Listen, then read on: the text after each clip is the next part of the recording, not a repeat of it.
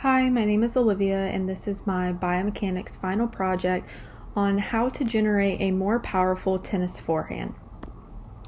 So first, what is the tennis forehand? The forehand is the most common stroke in tennis, and it is generally the first stroke you learn as a beginner tennis player. It is performed by swinging the racket with the dominant hand to hit the ball and follow through across the body. Some other important strokes in tennis are the backhand, the volley, the overhead, and the serve, just to name a few. This picture here shows all of the muscles that are involved in the forehand stroke.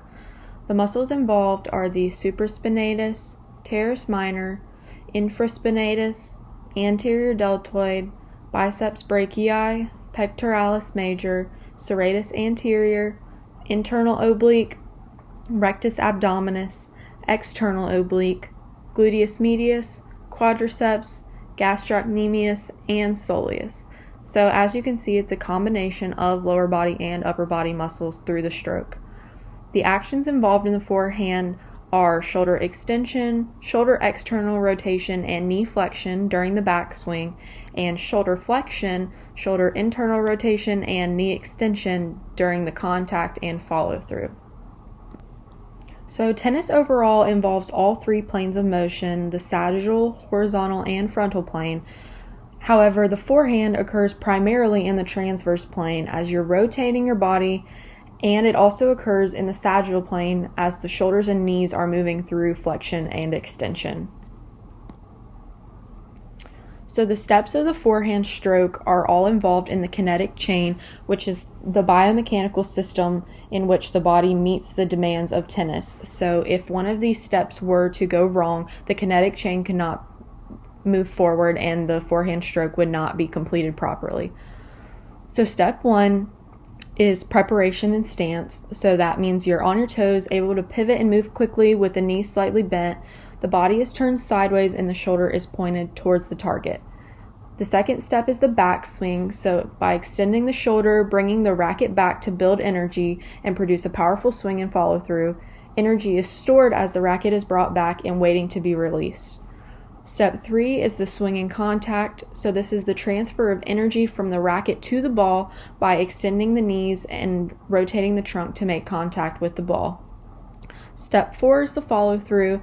This occurs by rotating the shoulder internally and finishing across the opposite shoulder.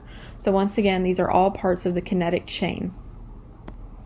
So after mastering the basics of the forehand stroke, you may want to know, how do I deliver a more powerful forehand? So in order to execute a more powerful, successful forehand, you must increase the amount of force. So thinking about physics and the biomechanical principles involved, force equals mass times acceleration. So by increasing mass or acceleration or both, you will deliver a more powerful, forceful swing. To increase mass, a more massive racket should be used to increase the amount of force put on the ball. To increase acceleration, a faster swing and follow through should be used. With the combination of these two factors, you're likely to produce a more powerful forehand. So now that we know how force relates to the amount of power behind the forehand stroke, we can decide which type of racket to choose in order to deliver a more powerful forehand stroke. So if we are trying to choose a more massive racket, we would choose one that is more head heavy, which you can see here on the right. And if we are lengthening the racket, we would increase the moment arm. Therefore, we would be able to provide more power and a higher amount of acceleration to the hit. So now, taking what we know about how mass relates to force, we can think about how a more massive racket will generate a more forceful swing, and also how having more mass in muscle in the arms and legs will increase the force behind the swing, and it also will make it easier to swing a more massive racket with more acceleration, therefore generating a more powerful forehand swing.